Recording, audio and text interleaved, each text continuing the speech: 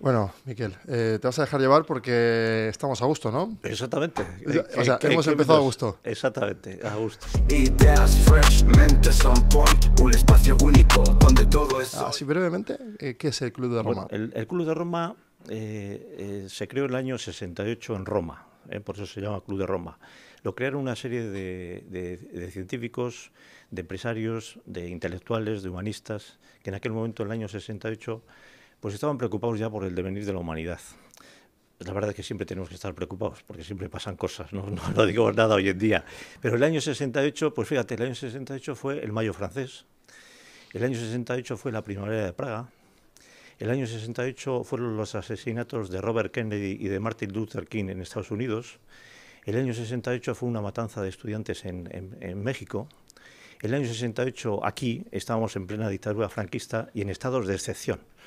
El año 68 era un año pues muy bullanguero, todos lo son, como te he dicho antes. Pero bueno, entonces en aquel momento pues se juntaron una serie de personas, lo lideraba Aurelio Pesei, que era en aquel momento presidente de la Fiat y de Olivetti, y llegó a ser también, con Alexander King, que era un científico de origen escocés, científico ruso pero de origen escocés, fueron los dos que lideraron, pero juntaron una serie de personas y se decidieron a pensar un poco la problemática de la humanidad, pero a nivel global, a nivel holístico, con visión a largo plazo, buscando la interdisciplinaridad de las cuestiones, las relaciones entre las cosas, no tratando de dar dogmas absolutos, sino de reflexionar y además hacerlo con diálogo, buscando el consenso. Y crearon por eso el foro del Club de Roma, ¿no? Y el primer informe fue un encargo que hicieron al MIT, al Instituto Tecnológico, al MIT, el Instituto Tecnológico de Massachusetts, y un equipo científico comandado por una mujer ya entonces, Donella Meadows, fue el que hizo el famoso informe de los límites del crecimiento. Eso se promulgó, se publicó en el año 72 y causó un gran impacto mundial. Primero se vendieron millones de ejemplares enseguida, y para ser un libro de carácter científico pues fue una cosa asombrosa, y también se creó un gran debate, ¿no? Porque muchos, digamos, los poderes establecidos de entonces lo calificaron de catastrofista, cuando no era así realmente, porque se planteaban estudios en base a una serie de variables, de producción industrial, de producción agrícola, de población, de contaminación, etcétera, en un estudio de una serie de variables, con una visión a 100 años vista, no predicciones exactas, sino una visión a 100 años vista y con distintos escenarios, se manejaban distintos escenarios. Desde luego, el peor era el que no se hacía nada, se seguía la senda del crecimiento, y además el eslogan famoso del Club de Roma entonces era lo de que en un planeta finito el crecimiento infinito es imposible. Entonces, bueno, se trataba sobre todo de buscar pautas de corrección de eso, para que hagamos un planeta, porque al final el planeta quizá, por mucho que hagamos, igual no lo conseguimos destruir, pero sí destruimos la posibilidad de que el hombre viva en él, que eso es lo grave. Entonces, por eso tiene esa, digamos, doble función o doble misión, o dos caras de una misma moneda, que es un poco el ecologismo y el humanismo, ¿no? Además, curiosamente, humanismo viene de humus, que es tierra, Entonces, la relación es muy fuerte, es muy directa, ¿no? Y luego eso, bueno, que se creó una serie de capítulos.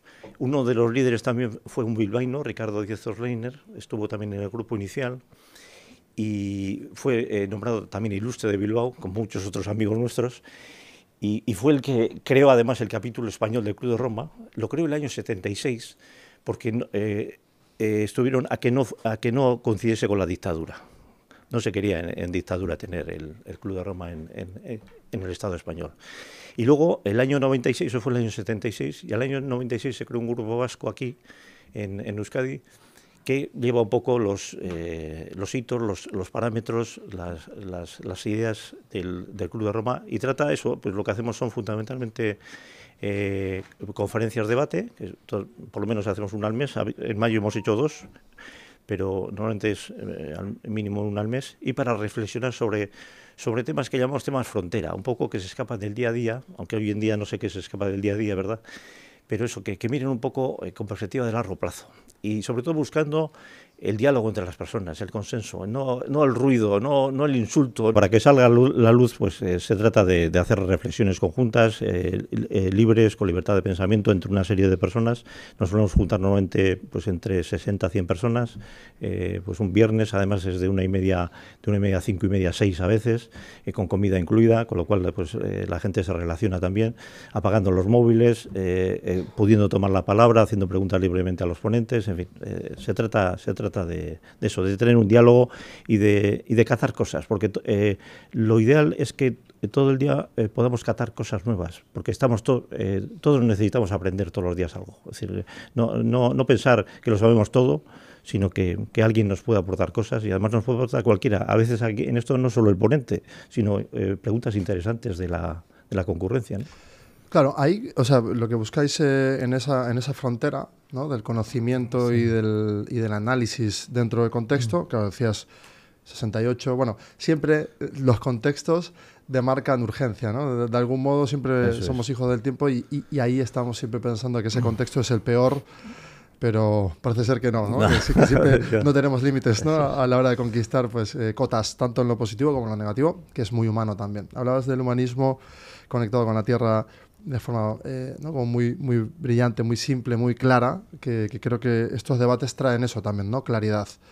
Yo hace un tiempo me he propuesto hacer lo mismo, y este tipo de diálogos que estamos teniendo ahora mismo son los que nos permiten, ¿no?, de algún modo pues traer a las nuevas generaciones, quizás a las nuevas generaciones y a las nuestras también, salir del ruido y de esta interrupción continua.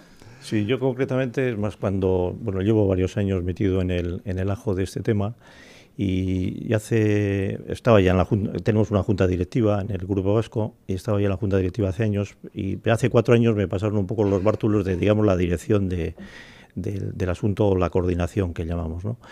Y yo me propuse 3 objetivos, no tanto cuantitativos, son más bien cualitativos, pero a veces son más difíciles los cualitativos. Cuantitativos al final te están marcando un objetivo muy concreto, ¿no? Propósitos, que se dicen hoy en día, ¿no? Entonces, por una parte, el atraer a la juventud, lo que tú decías, porque claro, en principio hace años parecía también eso un poco un club de empresarios jubilados. Y está muy bien que sea, porque bueno, yo también voy teniendo cierta edad y no quiero que me echen de los sitios, y quiero estar también y poder aportar, escuchar y saber, ¿no? Y bueno, se trata de eso, de que no expulsar a nadie, de que estén los mayores, pero atraer a los jóvenes, eso una, atraer a la juventud. Otra, está también el tema de la mujer. Ponentes femeninas, que también faltaban bastante. Yo el objetivo que me he marcado y que estoy cumpliendo es que por lo menos 1 de cada 3 es mujer.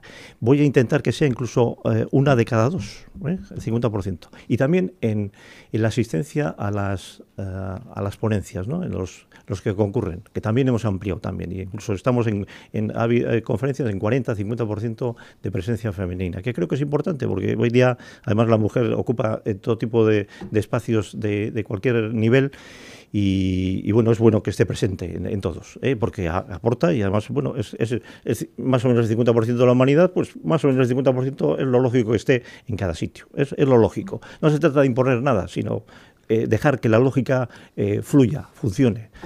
Y el tercer objetivo que me marqué es que se nos conozca un poco lo que hacemos, porque claro, si lo hacemos solo para un circuito muy cerrado, para nosotros mismos, pues está muy bien, ¿no? Que nosotros mismos asumamos cosas, sepamos y tal, pero se trata de que la sociedad sepa lo que hacemos. Otra cosa, que le guste o no le guste, que opine o que no opine, que aporte o que no aporte, pero al menos que sepa qué hacemos. Y entonces por eso me metí en redes sociales, suelo anunciar las conferencias, hago artículos en prensa, que lo suelo hacer normalmente, pero de vez en cuando hago alguno ya firmando como coordinador del Grupo Vasco del Club de Roma, cuando son temas que se relacionan con el Club de Roma. Y eso pues nos da una cierta, aunque hoy en día ya sé que los periódicos no se leen tanto, y menos en papel, pero sí utilizo los artículos para meterlos en redes sociales y que se conozcan, ¿no? Que es otra forma de darle una expresión para que tenga un conocimiento, digamos, las personas tradicionales, pero también a la juventud y la gente nueva, ¿no? Y ese triple objetivo quiero seguir profundizando en él, porque creo que viene bien para el propio Club de Roma, para los ideales que tenemos, porque no se trata de un tema político ni nada por el estilo, es un laboratorio de pensamiento, un think tank. Entonces, ¿tú crees que actualmente hay un reto interesante en la traducción o adaptación de la información en cuanto a las noticias para que diversas generaciones, que ya son varias las que hablan de diferente forma, porque hay brechas entre ellas y en los modos de comunicación? Sí, yo creo, yo tengo hijos de 30 y de tantos años y me consta, no leen los periódicos tradicionales. Yo me acuerdo de chaval de comprar el periódico Aviaita y leía yo también el periódico, recortaba, subrayaba. Ahora la juventud o los más jóvenes no leen en eso. Sí dicen que siguen las noticias, evidentemente las siguen, pero por redes sociales o tal. Lo que pasa es que a veces quizá, y además tuvimos una sesión, la última que hemos tenido en el Club de Roma ha sido precisamente sobre los medios de comunicación, pues el tuit simplemente pues a veces queda un poco tergiversado si uno no es capaz de luego profundizar un poco más. Sintetizar y comprimir tanto, sí, sin que se cargue cargue un poco con la... Es complejo. Entonces ya sé que vivimos con mayor rapidez, Es curioso, estamos en la paradoja del tiempo, ¿no? Que además ahora vivimos un poco con la visión de absolutamente corto plazo, todo muy rápido, pero con visión a corto plazo. Es decir, no se nos ha perdido la visión a largo plazo. Es importante el corto plazo también, ¿eh? Yo he dirigido empresas y sobre todo el tema financiero y económico, la visión a corto plazo, o a medio plazo, a 5 años y tal, es fundamental, pero el día a día también, porque como pierdas el día a día y los pies en el suelo, te puedes dar un batacazo. También hay que mirar al corto plazo y al suelo y al día a día. Pero con una visión panorámica, de saber a dónde vas, a dónde quieres ir.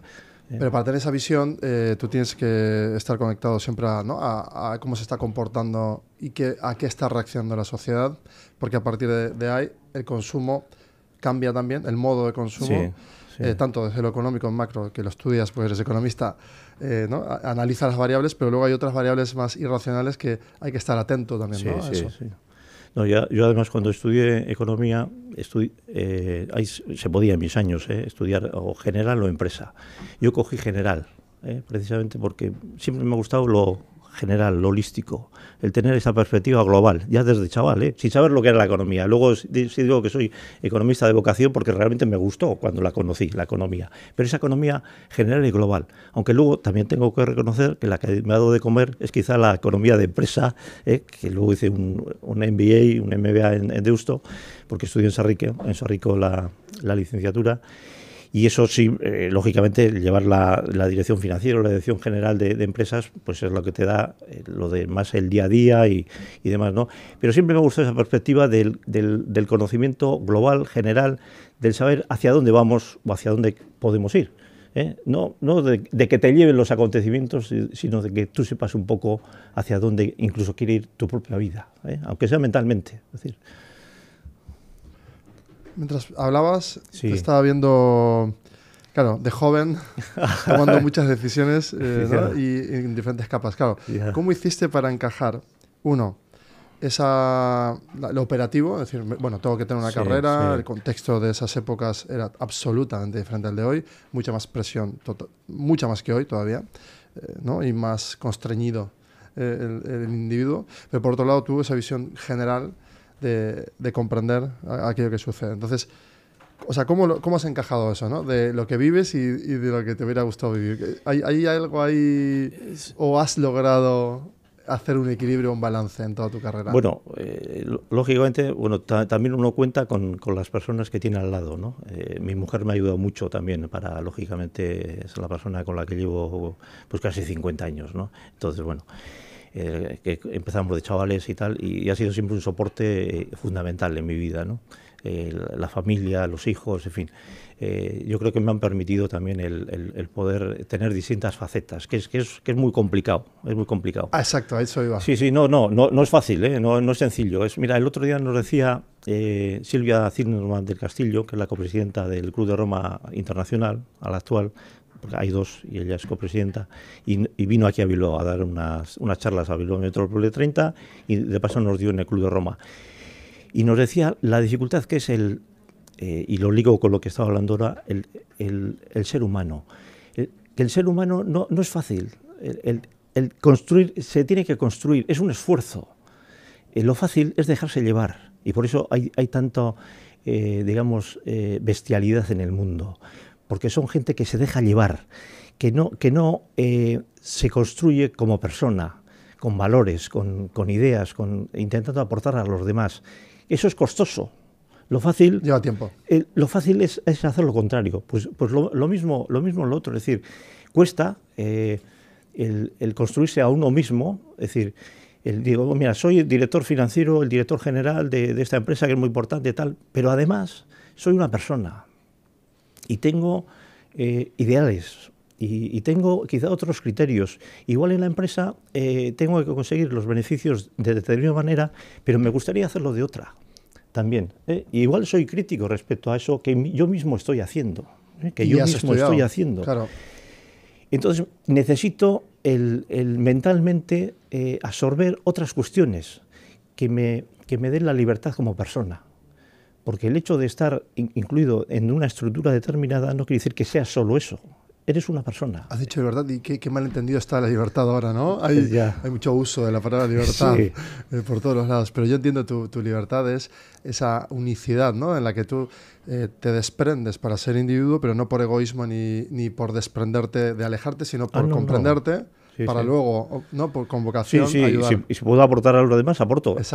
Al que quiera ser aportado, porque tampoco se trata de obligar a nadie. Oye, yo tengo la idea y esa va a misa, que igual no va a misa. Es mi idea, y es más, mi idea puede ser hoy esta, hace 20 años era quizá una, y dentro de 10 años igual es otra, bueno, Miguel, muy distinta. Vamos a aterrizar ahora aquí, quiero aterrizar cosas, porque o sea, tú cuando tienes esos retos, ¿no? De tener diversos intereses e incluso detectas contradicciones, ¿no? También, porque tú lo has dicho, ¿sabes? En una economía infinita, en un mundo finito, pues, o sea, tú entras en el mundo de la empresa aspira a lo infinito, pero empiezas a darte cuenta, ¿no? En ese contexto que podía aplicarse más humanismo también. Y tú y yo que habrás hecho, ¿no? Tu análisis y aplicado tu visión y buscando originalidad, ¿no? En algún modo. Y luego, en esa búsqueda holística, ¿qué hacías? ¿Qué actividades que te compensaban a ti como para, mientras, ¿no? creabas tu carrera profesional, ¿qué hacías? Bueno, yo sobre todo, digamos, leo mucho. Es decir, eso te hace luego que puedas escribir, ¿no? Se suele decir que leyendo uno capta lo que otros han pensado, y escribiendo pones en papel lo que tú mismo tienes dentro, ¿no? Y los libros son, como decía Montaigne, provisiones para la vida, y son una provisión muy importante. Y sobre todo seleccionar las lecturas que te puedan aportar cosas, otras visiones distintas, y saber pues en dónde está la humanidad y para dónde tiene que tirar, ¿no? Independientemente de que tú te dediques a X cosas, ¿no? Y yo por eso, pues a lo largo de la vida siempre he estado metido en temas, bueno, coyunturalmente políticos, pero sin ejercer la política, porque nunca he querido, trabajaba en el mundo mercantil, y además fue una etapa muy corta. Y sobre todo eso en temas culturales, en asociaciones, en temas que además te aporten a ti cosas de visiones de otras personas, en las cuales puedes aprender. Yo, es más, estoy asombrado porque todos los días aprendo algo, y hoy seguro que aprendo de ti en cosas, porque yo creo que hay que ir con las antenas abiertas, bien puestas, e intentar captar cosas y aprender, y además que luego las puedes igual aplicar de otra manera, darle tu toque y aportar a otros. Entonces, ¿no? El truco de la vitalidad no es ponerse cremas e intentar ir en contra de la gravedad. No. Dicen que el que es curioso no envejece nunca. Exacto. Yo creo que va por ahí. Estoy 100% de acuerdo porque lo estoy viendo ahora mismo, ¿no? Esa que te ilumina, ¿no? Oye, pues tengo ya X años, pues ya uno va confiando, pero bueno, ahora pues tengo más tiempo disponible del que tenía antes. Ahora, la verdad, sí dice mi mujer que estoy más liado que antes, porque me dejo liar fácil también, Y cuando me salen nuevas cosas, pues por ejemplo, me salió hace poco, que era un tema que tenía ahí muy perdido, lo de Unamuno y tal, pues he también pues propiciado un poco, junto con otros compañeros, otros amigos, pues el poner a Unamuno un poco en el calder, aquí en Bilbao, que tenga un poquito de proyección, ¿no? Entonces, claro, lo que a ti te moviliza es generar debates, espacios, que eso intuyo que es lo que te moviliza, te hace aprender, te permite mantener ese motor de curiosidad, pero luego también que sucedan cosas, ¿no? O sea, es decir, articular Eso para es. que luego Sí. se vea en la sociedad. Y eso además me hace también, luego escribo, por eso escribo artículos y quizá libros es más complicado porque requiere más tiempo y tal, pero bueno, que no desdeño tampoco ¿Pero dónde hacerlo. disfrutas tú? ¿Disfrutas, primero, traduciendo ese contenido que tú vas generando vía todas esas fuentes de información que has ido consumiendo, pero además, cuando ves implementado aquello que has ayudado a crear, también intuyo que te gratifica y que, ¿no? Sí, que, sí, sí. que No, me disfrutas. gratifica eso, que haya gente que siga lo que hago. Digo que tampoco es el objetivo, porque no busco votos, ni busco algo económico, no, simplemente aportar lo que quiera para el que quieras que le aporte cosas. Y cuando ves que además pues hay gente que dice, oye, pues eso me ha gustado, o escritores. El otro día me decía una mujer que ha escrito por lo menos 50 libros, me decía que los artículos míos le encantan. Y dice, joder, esta es una profesional del tema, y dice, joder, eso me reconforta, ¿no? No sé, que no me lo tenía por qué decir. Entonces, cuando dices me reconforta, exactamente Sí. cómo es. Cuando llega ese momento y te lo dice, ¿cómo lo vives? O sea, ¿qué te reconforta? ¿El hecho de que esa persona te lo reconozca o que te haya comprendido? Bueno, las dos cosas, en el fondo, ¿no? Dices, porque claro, yo al final no me he dedicado a esto profesionalmente, soy un aficionado, por eso digo que escribo por afición. Y el hecho de que prácticamente profesionales del tema te digan, oye, pues me gusta lo que haces, cómo lo haces y tal, pues dices, oye, pues no está mal, ¿no? También es verdad, todos los artículos que escribo también pasan a un filato, el de mi mujer. Te hace de filtro. Y me hace un filtro, y además es muy dura a veces, que me coge y dice, ¿esto? ¿Pero qué dices? Ya sé lo que dices aquí. Pero no se entiende, esto no va a entender nadie, me lo tira a la cara. Dice, esto que es muy dura. Y eso me viene bien, porque tengo que pasar eso que es muy duro. Por eso yo también jugué al fútbol y cuando el entrenador sea más duro, mejor. Jugaba de portero. Me decía meter horas después de acabar el entrenamiento, venga, sigue ahí, tal. Pues bueno, pues más duro, mejor, aprendes más, llegas más lejos. O sea, que quien te exige te hace mejor. Te hace crecer. ¿Y por qué se intuye como crítica y la gente ahí no lo lleva a lo emocional y se autodestruye? Pues no debería ser. Claro. No debería ser. Se tiene que percibir que si alguien deberías te exige, de tomarlo de que eso ve te viene bien para subir tu nivel. Potencial también, ¿no? Que ve potencial, que ve desarrollo.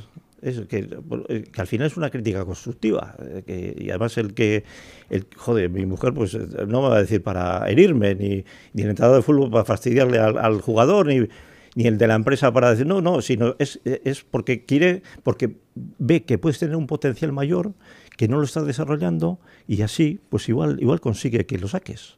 Yo creo que es importante. Claro, de ese lado, ¿no? Que si tú te pones del lado del victimismo o del lado de proactividad y crecimiento, claro, del victimismo es no, yo ya no puedo más y no llego hasta aquí, y ahí hay un límite entre quien lo pone, pero también quien delimita genera respeto. Es decir, si yo digo, espera, yo te voy a hacer caso que tú quieres que yo mejore, ahora me vas a premiar, ¿no? Si mejoro. Es decir, hay que delimitar, hay que dialogar, pero en esa búsqueda, si se genera más diálogo, yo creo que habría menos problemas entre empresarios y trabajadores, entre deportistas y quien dirigen esos clubes, es decir, instituciones. También es verdad que a veces hay que hacerlo de buena manera, de formas también, en fin, que si te echan una bronca terrible, te suspenden de empleo y sueldo y tal, en fin, ya eso va a motivar, pues igual es un poco complicado. ¿Eso es un arte entonces, Miquel? Sí, también hay que saber hacerlo, hay que tener un poco mano izquierda, hay que saber llevar un poco a la gente. Pues también me ha tocado pues dirigir muchos equipos, liderar muchas cuestiones,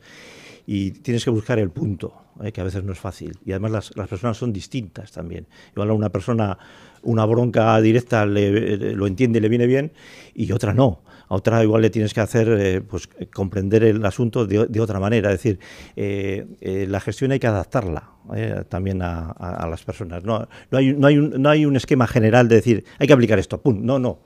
Depende del caso también. Se antoja muy complejo, ¿no? Porque cada persona es un universo. Sí, claro que es complejo. Por eso se requiere también mucha psicología. Es decir, el que es jefe no solo tiene que tener conocimientos técnicos, sino también humanos y mucha psicología. Pedagogía también, ¿no? Y pedagogía, sí. Vamos, es fundamental. Volviendo ahora a esos espacios de reflexión, o sea, cuando tú los generas, intuyo también que estás haciendo una acción, social, por un lado, porque genera movimientos en el pensamiento, eso trae proyectos, ideas, pues, ¿por qué se pone tan poco valor en ¿no? O normalmente se ha puesto poco valor en este terreno de la conversación y del diálogo, como si fuera a perder tiempo, y ahora está empezando a coger cada vez más fuerza con esta irrupción tan drástica y explosiva de la tecnología, que yo estoy viendo ahora que entramos hacia una fase más socrática de diálogo, más de ágora, de poder discutir y debatir. Bueno, viene, tú muy bien lo dices, el conocimiento, quizá incluso venga anterior, pero desde luego de los clásicos griegos y tal, pues bueno, que en el ágora pues hacían sus debates y sus aportaciones, también con sus limitaciones, porque los esclavos no entraban, las mujeres tampoco, en fin. Visto desde la perspectiva de hoy, claro, las cosas no se pueden juzgar quitándole el contexto histórico, ¿no? Porque es fácil de juzgar ahora desde esa perspectiva lo que allí ocurría porque era así y era así, ¿no? Claro, porque había un nivel de conciencia y ahora hay eso otro. Es, y ahora es otro, y luego dentro de 200 años dirán de nosotros, oye, qué barbaridades hacíamos. Yo sí, en 200 años para adelante miro a una persona que está mirando un móvil a 40 centímetros, pues auténticamente diría, esto es una barbaridad. Sí, yo... no sé, yo creo que es un tema que siempre ha habido, además en la historia pues hay péndulos, ¿no? Pues está el tiempo de la Ilustración y luego vienen tiempos oscuros, en fin. Entonces hay momentos en que quizá, además a veces por la polarización que existe o la mala educación en muchos casos, pues precisamente como reacciona a eso, pues vienen reacciones en otro sentido, de decir, oye, pues volvamos un poco a los orígenes del respeto, de respetar las ideas de las personas, de que las personas las puedan expresar con libertad, de que eso pues ayuda a buscar objetivos, en fin, porque el otro, el insultarse y eso no va a ninguna parte. Yo creo que son también movimientos pendulares y quizás a lo largo de la historia pues también ha existido de todo, ¿no? Pues como te decía antes, pues que también ha existido pues digamos gente bestia y gente humana, ¿no? Pues en fin, ¿qué vas a hacer? Hay que convivir con todo ello.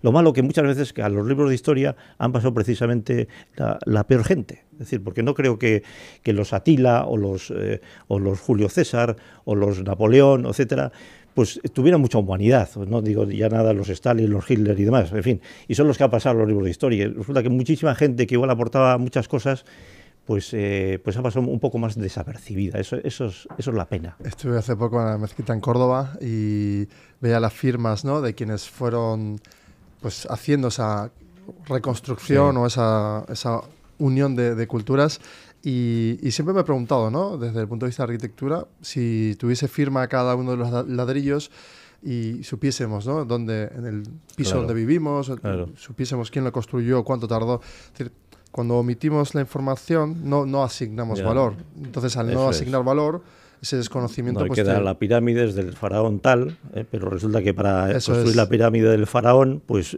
fíjate los que trabajaron allí y en qué condiciones. Y ahí no se ve en el resultado. Ahí no se ve, pero queda el faraón que fue el que dijo, hágase esto. ¿Y no crees que hay una especie de fallo humano constantemente? El otro día lo debatía también con un familiar, porque, claro, un político se lleva todo el mérito en la foto de igual 500 personas trabajando durante años y llega el momento de la foto y esa foto parece ser que hay que inmortalizarla en una foto como esto ha pasado y hay que asociarlo a una persona que represente a un partido y en realidad podrían salir todas las personas que hicieron eso posible y que la persona salga hablando en nombre de ellos, pero verdad, la foto sea de ellos. Es verdad, ¿no? Que igual depende de los casos también, porque quizá ha habido alguna persona que ha liderado más el tema que otros, ¿no? Quizá otros han hecho el trabajo operativo y otros han hecho el trabajo estratégico. En fin. Pero me pasa a mí mismo ahora mismo. Haciendo este contenido, yo estoy aquí y detrás de la cortina hay el trabajo operativo y tú estás en otro.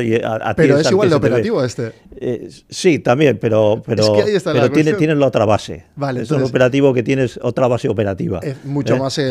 claro. Es que ahí está... Eso es lo que a mí me preocupa mucho sobre las percepciones de los lugares, ¿no? De lo estratégico, no estratégico, de lo operativo y lo no operativo. Tú has liderado, entonces... Claro, para poder liderar tienes que estar en lo no operativo y analizar. O sea, tiene que haber un espacio para que es bueno conocer lo operativo también. 100%. Yo soy también auxiliar administrativo. Sí, que has pasado por todo. Que es bueno conocer qué hay abajo, y cómo se opera abajo, y qué llega abajo, aunque cada sitio será distinto, ¿verdad? Pero por eso a veces los que pasan para que hereden la empresa a sus hijos les hacen que pase por todos los departamentos, que es buena idea. Es una buena idea. Y otra buena idea es que trabajen en otros sitios, que también es buena idea. También puede ser una buena idea que ni siquiera lo heredan. También puede ser buena idea. Sería una buena idea. Bueno, eso. Porque le estás quitando, ¿no?, la necesidad. Sí, porque igual le obligas a eso y, en fin, y a veces, por generaciones, ya sabes que suele perder. Normalmente va perdiendo el carisma es que asumir un compromiso de que de lo que algo que no has creado tú no va a tener la impronta tuya. Sí, aunque se lleve la sangre en el ADN y tal, hay gente que sí lo hace, ¿verdad? Pero sí, es complicado. Por eso ya en terceras generaciones y a cuartas ya no digo, ya eso cambió mucho ya. Bueno, pero en ese lugar también puede haber, eso es, ¿no?, como la familia que no gestiona, pero que está detrás de proteger. Aparte de que estar en la familia en la gestión también es complicado. Pero por eso que hay muchos que incluso tienen el CEO que es ajeno, que no es de la familia. Ahí está. Que también es ser complicado para el CEO. Totalmente. Estar pendiente de una familia que tiene sus relaciones, digamos, mercantiles y tiene sus relaciones familiares. Y a veces es una mezcolanza. Pero bueno, eso expertos de empresa familiar te pudieran hablar. Qué buen debate. Este lo empresa dejamos familiar, yo te voy a invitar a otra y hacemos un debate de esto en otro canal. Eso es. Porque he conocido también un poco de empresa familiar. En empresas que he estado, empezaron siendo familiares. La antigua Sagardui, que estaban los Sagardui, la Sagardui, y estaban los Arteas, por ejemplo, y eran familias que también iban heredando los hijos. En Neinor inicialmente se creó también por una familia, la familia de los Santos, que también en parte heredó también el hijo. Entonces, hay relaciones familiares que son complejas, pero bueno, eso igual otro día. Si te apetece lo analizamos. Lo analizamos porque me encanta. Volviendo a ti y a tu recorrido, ¿no? Es decir, te dedicas a escribir o redactar artículos, por otro lado, de estar detrás de asociaciones o, bueno, pues eso, ¿no? Empresas, vamos a decirlo, desde el punto de vista de reunir a personas con una misión o con un propósito. ¿Has mencionado la palabra propósito como algo que hoy resuena de una forma y tú lo entiendes de otra? No, porque hoy se usa mucho la palabra propósito en vez de objetivo, porque se ha usado... Pero yo siempre tengo un problema para distinguir y de hace muy poco he encontrado la forma de darme coherencia a mí mismo. No, parece que el propósito suena como más elegante, ¿no? Sí. El objetivo pero el objetivo que es la función. Sí, tú lo ves como tu función. Eso es, ponerse metas. Pero en este caso, Miquel, ¿cuál es la función de Miquel desde que nació hasta hoy? ¿Qué ha sido? ¿Cuál es la función primordial que ha sido coherente en toda su vida? Bueno, lo fundamental es saber para qué se vive, lo cual es difícil. O sea, no solo vivir, sino saber para qué vivir. Pero ¿y ese para qué? ¿Cómo lo has descubierto? Sí, bueno, sí, en cierta forma sí. Es decir, el poder aportar cosas, el sentirte tú útil, que te aporten a ti y tú a la vez poder aportar a otros. Y luego, bueno, dejarás de estar y ahí habrán quedado, no habrán quedado. En fin, ya como no estás tampoco pasa nada. Yo suelo decir ahora con lo de Unamuno, por ejemplo, que como él no está, él no se va a enterar lo que hacemos. O sea, no es por él le va a pillar lejos. Él ya hizo lo suyo, ¿eh? Somos su aporte. Su aporte. Ahora somos los demás los que estamos dispuestos a cogerlo o no, ¿eh? Pero él ya no puede hacer nada. Entonces, bueno, yo, mientras esté, intentaré aportar. Si veo que interesa y si veo que no interesa para nada, pues tampoco, para perder el tiempo tampoco estamos, ¿no? Porque también es importante poder dedicar tiempo a los nietos, a la familia, etcétera, porque creo que también es otro aporte importante, ¿no? Claro. Y si en la medida que puedes compatibilizarlo todo y uno mismo se lo pase bien, yo también intento porque también en ese sentido es un poco egoísta, ¿no? También quiero pasármelo bien. Si me lo paso bien, pues fantástico. Y si veo que en un momento dado pues no es así, o no aporto nada, o veo que lo que aporto, pues dicen, oye, ha perdido el oremus y, en fin, lo que dice, no hay quien le entienda, pues bueno, pues ya está. Ay, Miquel, ¿cómo haces para que se te entienda? O sea, tú tienes un ejercicio de autofiltración, o sea, tú filtras lo que aprendes, escuchas, lees... Sí, bueno, los artículos ya te he contado, el filtro que tengo en los artículos que escribo. Sí, no, ese filtro lo tenemos clarísimo. Mujer. ¿Qué es su nombre, por cierto? Victoria. Pues Victoria, muchas gracias por ayudarle de estos años. Eso, lo primordial. Segundo, entonces, Claro, pero tú luego disfrutas también de narrativas fantásticas y coges también de aquello que presentan, por ejemplo, la ciencia ficción, ves películas, o sea, ¿cómo nutres ese imaginario tuyo para procesar? Sobre todo de lecturas. Lecturas, pues las que más... Y además suelo volver recurrentemente. Y hay a veces que en algunos momentos de tu vida no las entiendes y en otros sí. Me ha ocurrido con los ensayos de Montaigne, que yo empecé a leerlos con 20 años y la verdad me parecía eso, que no entendía nada. Sin embargo, leyéndolos a partir de los 40 y tantos años, ya empiezas a entender cosas. Quizá porque has vivido cosas y sabes de qué está hablando. Igual en la juventud era muy de quiero leer a los grandes, sí, aunque no se entienda que había pasado todo el rato. No, sí, que quería leer, decía, esto, pero te frustrabas. Dicen que es, sí, yo también. Sí, lógicamente, ¿por qué no porque entiendo esto? soy tonto. Esto no llego a eso, no entiendo. Yo tengo una carrera universitaria. Y cuando lograste comprender y descomprimir ese conocimiento, ¿qué sucedió? Es precisamente eso, el traspasar, el pasar la vida, ¿no? El hecho de que has vivido te permite ver las cosas de otra manera. Claro, ahí es una contradicción que en la juventud, que ahora yo la estoy incorporando muy rápido para en esta nueva etapa decir, esto lo tengo que incorporar, que es escuchar a los que ya vivieron. Eso, primero, lo que como dices tú, ¿no? Quienes han comprimido el conocimiento, lo han destilado para ti en libros, que por cierto, como tú, que me acabas de dejar, y muchísimas gracias. Meditaciones compartidas de Bilbao al Mundo. Sí, lo tiene lo leeré. Y librería Cámara. Bueno, de Javi Cámara. Sí, qué bien. Bueno, pues, pero tú has hecho un ejercicio para que todo este trozo de físico que está aquí impregnado haya salido de tu mente, y eso ha sido mucho tiempo, proceso y demás. Y de hecho, se destila, por cada libro se destila más y más conocimiento porque aumenta la capacidad de procesamiento. Entonces, claro, todo ese ejercicio que has ido haciendo a lo largo de tu vida es el de querer, ¿no?, como comprender lo del pasado para intentar procesar en el presente y aportar algo, ¿no?, al mundo.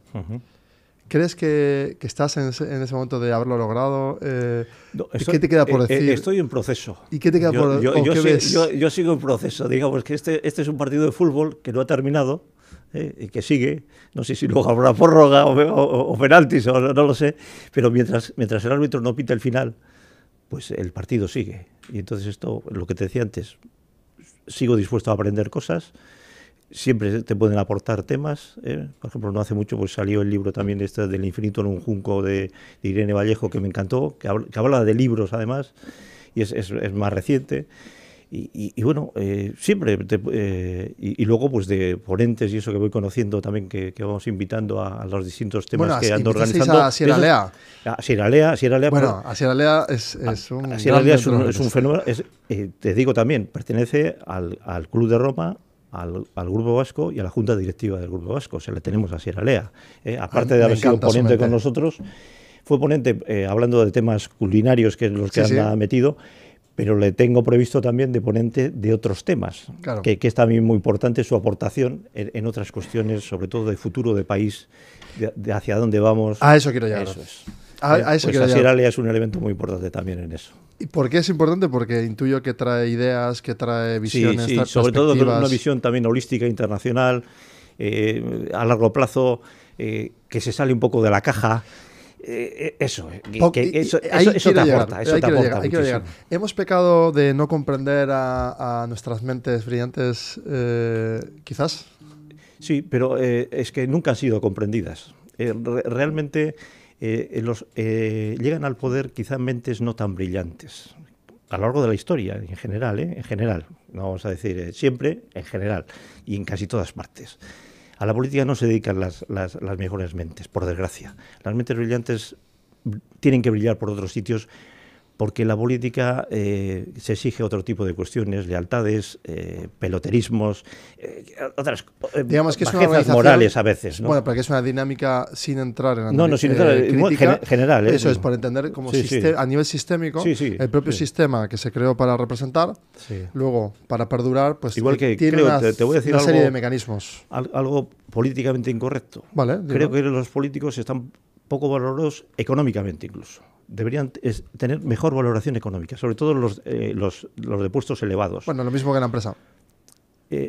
No tanto. Vale. Hay empresas en que hoy en día los Pero baremos... no le pagaríamos un bono, si un político lo hace increíblemente bien y trae No, pero X, un sueldo, no sé, pero un con presidente de bonos. gobierno que gane, no sé ahora que gana el de España, 100.000 euros, 95.000, no lo sé. Ya sé que luego tiene todos los gastos pagados, bien, ya lo sé.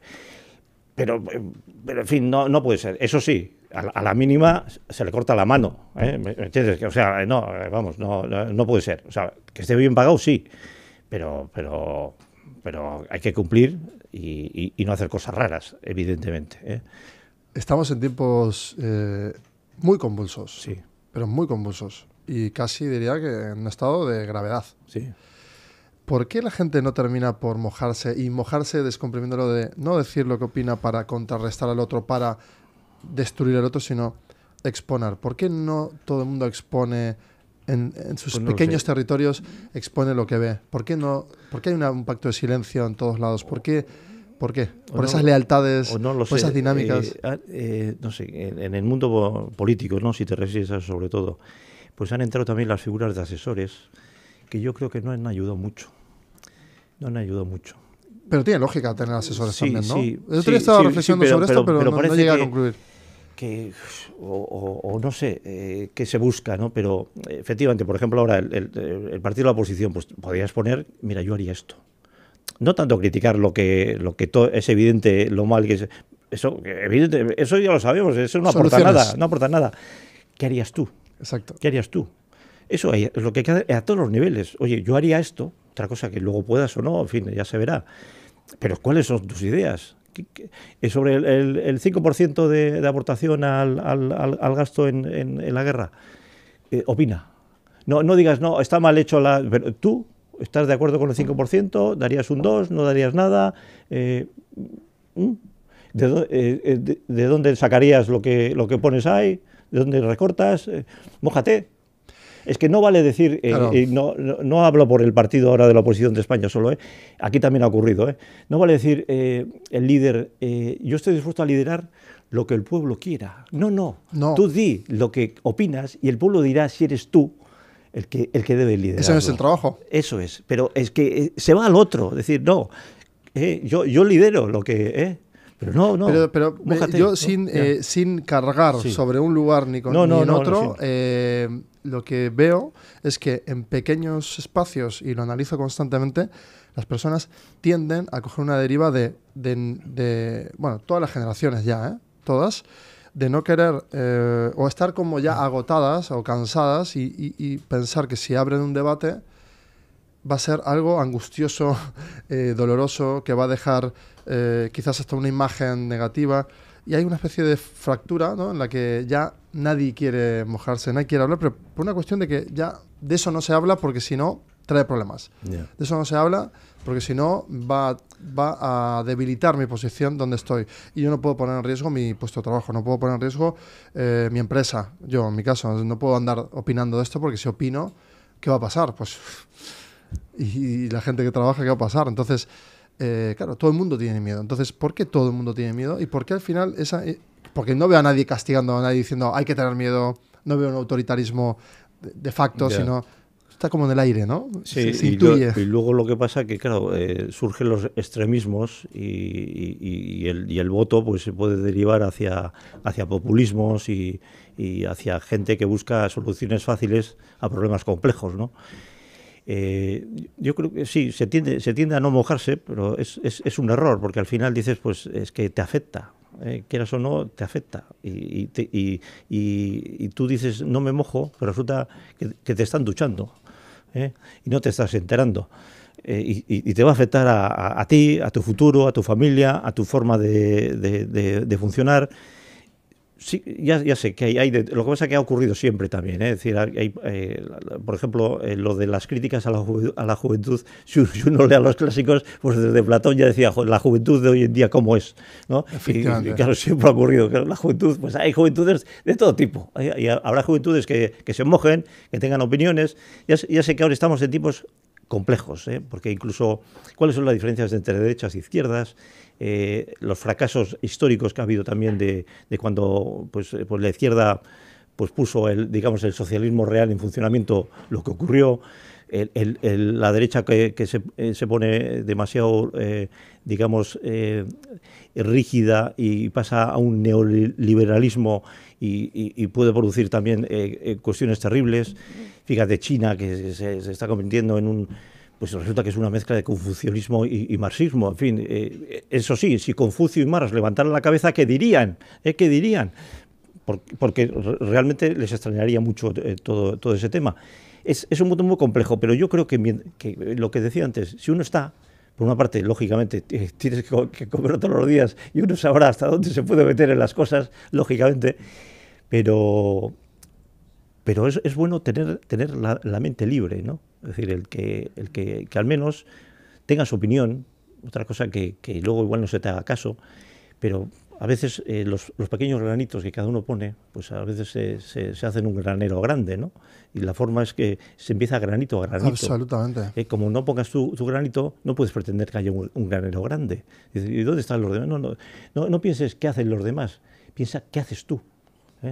Entonces, a mí algo que me transformó de verdad, sí. Cuando integré, o sea, igual lo hacía ya de forma casi natural, pero cuando lo integré ya racionalmente dije, ¡buah! Esto es lo que a mí me recuerda no salirme de mi eje, que es, si no lo hago yo, no lo va a hacer nadie. Eso es. O sea, si no lo hago yo, va para adelante, no Eso lo va a hacer nadie, para atrás. Entonces digo, vale, ok, entonces tengo que hacer yo. Vale, entonces si la empresa va mal, ¿qué hay que hacer? No, tengo que hacer yo. ¿Cómo hacemos? Y hacer, ¿no? Que todo el mundo sea parte del problema también, de la solución. Una periodista me dijo, ¿y qué hace un economista poniendo a Unamuno en Candelero, en Bilbao, recuperando? Bueno, fíjate, hay cantidad de escritores, literatos, en fin, gente que parece que le diría más el tema ese, que no a un mero economista, ¿no? Pues, bueno, mero. Pues no, pero lo mismo digo, es que veo que no lo hace otro. Como no lo hace otro, pues lo voy a hacer yo. Efectivamente. Y luego ya pasaré el testigo quizá a gente que lo haga mejor, seguramente. Y por eso he contado también con algunas de los fundadores iniciales de la asociación que hubo aquí el año 86, que son precisamente literatos y tal. Pero que lo habían dejado ahí, que esto pues no tenía futuro, no estaba funcionando. Entonces alguien se tiene que mojar y poner. Iba a decir lo digo como ejemplo. Sí, pero iba a decirte justo, el otro día debatía también sobre los espacios de futuro. Sí. O sea, una ciudad, un territorio, ¿no? Pero vamos a focalizar en una ciudad, racionalizando el espacio, como Bilbao en este ejemplo. Debe de tener, ¿no? Un sitio donde conversar sobre filosofía, o debería, ¿no? Sí. Sitios de forma recurrente, donde tener visiones de futuro, poder, ¿no? Como que la gente tenga esa capacidad, o al menos sentir que puede pensar en futuro y proponer ideas, y así como diferentes oasis donde la gente sienta, ¿no? Como un refugio. Tengo la sensación de que la modernidad nos ha llevado hacia el exceso de robotización y toda esta... que está muy bien, ¿no? Esa mejora para tener más tiempo, pero no estamos pensando que cuando tengamos más tiempo, ¿qué vamos a hacer con ese tiempo? Y quizás habría que ir ya preparándonos en ese, ¿no? Ese terreno de dar oportunidad a la gente que sienta que tiene su voz. Mira, ahora en Bilbao ocurre, a diferencia de hace unos años, que ahora casi todos los días hay muchísimos actos, conferencias pues, que organizan medios de comunicación, organizaciones, universidades, presentaciones de libros, debates. Puedes estar de 9 de la mañana a 9 de la tarde en cantidad de lugares, en los museos, en fin. Vamos, yo recibo invitaciones, es que no das abasto. Es más, porque ahora no estoy trabajando oficialmente, porque si no, es que no podría ir. O sea, alguna voy de vez en cuando. Y hay hasta demasiadas. Pero bueno, son los que hay. Oye, el que decide hacerlas, yo también organizo. O sea que, oye, el que decide organizarlas, bienvenidas están. Pero en la mayoría de ellas hay un común denominador, que yo procuro que en las que yo organizo no se dé, que la gente no interviene. Se exponen las cosas, hay un ponente, incluso hay un diálogo a veces con esta, a veces sí se pide que hagan preguntas, pero en un papelito que luego hace un pequeño resumen el de eso y vete a saber lo que cuenta o dice, ahí sí que hay un filtro. Hay filtros. Pero no hay libertad de que cualquiera del repertorio haga una pregunta directamente a eso. Eso hay bastante menos. O sea, que sí hay hay un algunas, control ¿no? de la narrativa, quizás, sí, más excesivo. no sé si, no sé si se hace aposta, no lo sé. En fin, Bueno, pero podemos analizarlo. puede O sea, ser. quiero decir que más allá de que sea o no con propósito o con función. Igual es por limitar el tiempo también, Ya, pero eso no lo debería sé. tener en O por cuenta. evitar preguntas comprometidas también. Por evitar preguntas comprometidas. Y bueno, pero entonces... A si mí, no a mí abrimos sí ese me gusta debate- que haya un diálogo eso abierto Claro. y a veces te puedes encontrar con alguna pregunta comprometida, pero bueno, ahí está la habilidad del ponente para Y se para puede elegir no contestarla, contestar también. ¿no? Se puede elegir no contestar, pero normalmente se suele contestar. Pero bueno.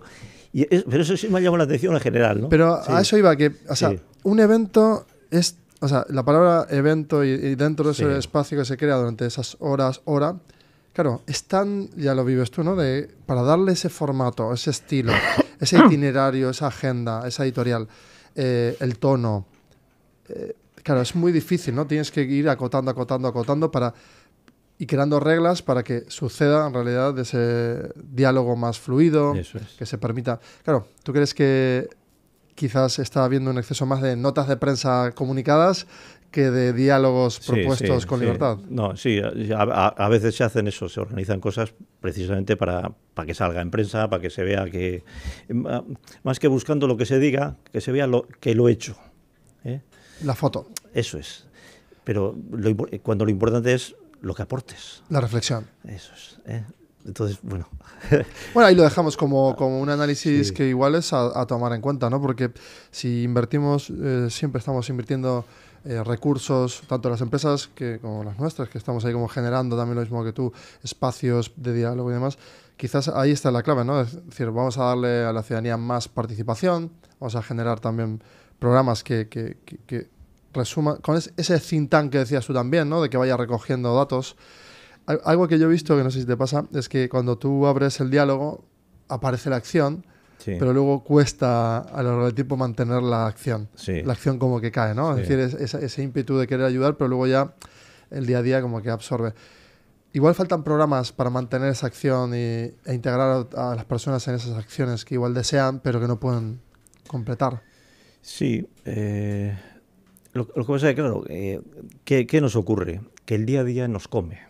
Yo creo que el que está muy metido en su tema profesional, que a veces nos pasa también, ¿no? Cuando organizamos cosas, pues, y lo que te decía antes, ¿no? Que te llevan todo el día. Nosotros en el Club de Roma son viernes, ¿no? Con comida y tal. Pero hay a veces que te dicen, no, mira, ese día es que pliego, me voy, ya, no podía ser otro y tal. Y otro resulta que le viene fatal porque está de viaje, tal, no sé qué. El día a día profesional, pues también te exige mucho como para poderte dedicar a otras cuestiones que serían muy interesantes, ¿no? Pero que igual lo puedes conseguir en momentos determinados, ¿no? Yo, por ejemplo, el tema este de meterme ahora en más facetas y el llevar un poco la coordinación y la dirección del Club de Roma, pues fue cuando dejé lo de Neynor, porque claro, estando en Neynor sí estaba en la Junta y podía aportar 4 ideas, pero no guiar el asunto, es otra cosa. Entonces necesitas posibilidades, incluso de tiempo, porque el tiempo es limitado, ¿no? Y las capacidades también de las personas pues son limitadas. Es decir, que a veces no es por dejación que no se asuman las cosas, sino por imposibilidad, ¿no? Y dices, pues bueno, he cogido, tengo esa idea y tal, pero bueno, al menos has alimentado la mente. Igual en otro momento, cuando tengas oportunidad, aquello que te habían dicho en no sé qué, que te había parecido interesante, pero resulta que igual puedes colaborar o ponerlo en marcha o hacer algo, ¿no? He visto innumerables interacciones que han emergido de forma espontánea gracias a este tipo de espacios, que igual nadie luego lo termina por poner en público y reconocer como la fuente o el crédito, ¿no? De acreditar. Pero es increíble, es invisible, pero es increíble el efecto. O sea, a mí, yo he hecho hasta crear una empresa gracias a una palabra de una persona en un momento determinado. Y el otro día estaba en una, que no sé si había organizado o había algunos de estos de los jóvenes de los de Lideremos, que organizaron aquí en Buenos Aires, pues Ander y compañía. Sí, de hecho Ander voy a grabar con él hoy a la tarde. Vas a grabar con él. Sí, bueno, fíjate. pues están invitados, porque como ya te he dicho antes, que quiero meter a jóvenes también más en el Club de Roma. En octubre van a ir 3, Ander, Apurva y Suley Kuyu, van a ir a hablarnos de la problemática de la juventud. Claro. ¿Cómo lo ven ellos? Pues los problemas que tienen de vivienda, de empleo, toda la problemática, que los pongan libremente y eso que genere un debate entre nosotros, que se aporte y tal.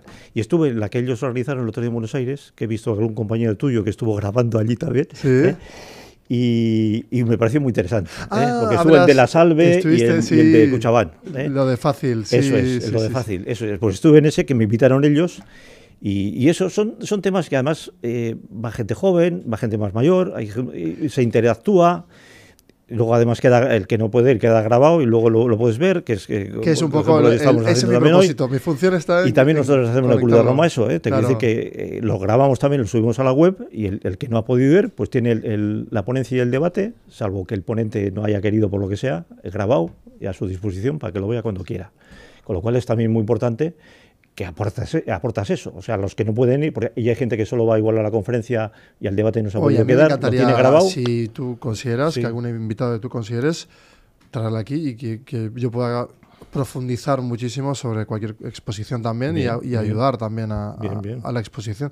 O sea, esa es la maravilla también, ¿no? de crear espacios donde la fiscalización del dinero no está, sino eso está la búsqueda honesta, ¿no? de empujar la comunicación, la comunicación empuja en cascada el pensamiento. Y llevas a alguien que presupones que puede ser interesante y no sabes exactamente qué te puede aportar del tema, porque solemos llevar, por ejemplo, también a los temas, digamos, especialistas, o sea, no tertulianos, por entendernos. Por eso digo, no gente que es capaz de hablar de todo, de volcanes, de vacunas, eso no. Un especialista. En septiembre va a ir uno de física cuántica, pero fue el que creó el observatorio aquí de física cuántica en la universidad. Entonces, es un físico entendido de eso perfectamente, y especialista. Entonces, se trata de eso, de llevar gente que conozca los temas, que los domine, y luego que gracias a eso puedas aprender. Sí, que se apuntale el resto. Y le puedas sacar más cosas, incluso, ¿no? Porque claro, en el diálogo y eso pues, salen más temas. Ya, fíjate, el lado B de eso es, yo luego quiero saber qué sucede en la mente de esa persona, ¿no? ¿Cuál fue lo que hizo que se meta en cuántica y tal? Entonces, pero por eso digo, cuando uno tiene claro su espacio para aportar y ser la función, tú es generar el debate, quizás yo extraer... Pues fíjate, le hemos llevado hasta al obispo de Bilbao, lo hemos llevado. Qué bueno. Le hemos llevado, todavía no era, pero justo estaba a punto, del presidente del PNV. Gente distinta, diferente, y que en una cosa más distendida, pues te puede aportar muchas cosas. Absolutamente, porque en ese aporte, ¿no? Ya hemos dicho que se construye y también que alimenta esa búsqueda que mencionabas al inicio también de esa individualidad consciente y robusta con las herramientas, ¿no? Con ese kit de herramientas gracias al conocimiento y la reflexión. Volviendo a ti, me encantaría algunas conclusiones, porque sí que yo tenía por teléfono, tú y yo hablamos, ¿no? Y yo te dije, oye, tienes mucho que contar, ¿no? Y yo quiero saber cosas. Y me encantaría, quizás, si yo fuese tú yo el pasado, ¿no? Y tuvieses 43 años y estuvieses en búsqueda de cómo seguir ayudando, ¿no? Desde cada uno su lugar. ¿Pero qué te dirías a ti mismo? ¿No? ¿O qué has aprendido? O al menos, ¿qué has extraído de que digas, mira, yo esto lo he visto ya varias veces, está pasando lo mismo? O de forma abstracta también, decir, mira, Yo diría, sobre todo, que no te quite nadie la ilusión por vivir. Hay que tener ilusión en la vida.